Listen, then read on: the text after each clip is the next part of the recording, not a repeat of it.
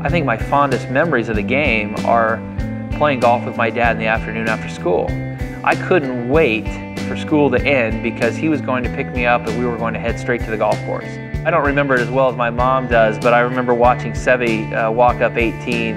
I think it was the 1980 Masters, and I was 9, and I turned to my mom and said, I want to win that tournament. It's true that I'm right-handed in everything else that I do, and I just play golf left-handed. It's because I mirror imaged my father when I was a kid watching him play.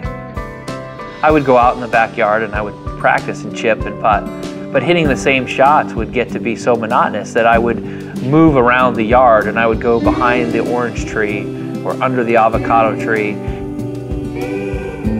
I remember working at a golf course, starting there when I was 8 and picking up range balls with a hard hat and a little picker because we really couldn't afford a membership at the time, and I didn't have the opportunity to play a lot of golf unless I did that. I'm very lucky to have, in my opinion, the best caddy in the game in Bones. Jim Mackay and I have been together for 18 years now. Bones does things that normal caddies don't do. But you know, I work for one of the very best players in the world, if not the best, so I better get my butt out there and be ready, you know, when the gun goes off on Thursday.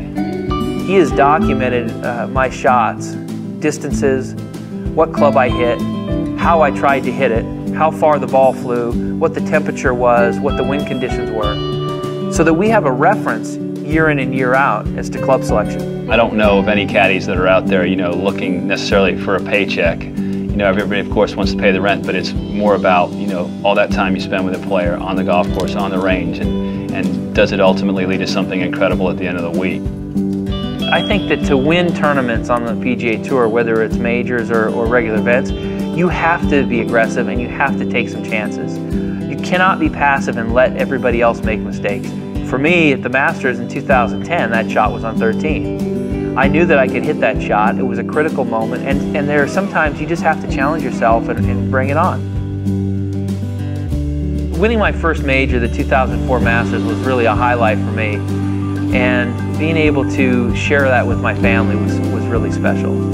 I had my parents there and we had our kids, and to be able to share that with your family makes it so much more fulfilling. And I still look back at the highlights of that tournament, and the thing that I can't get out of my head that is ingrained is a picture of me holding my daughter as I had just won.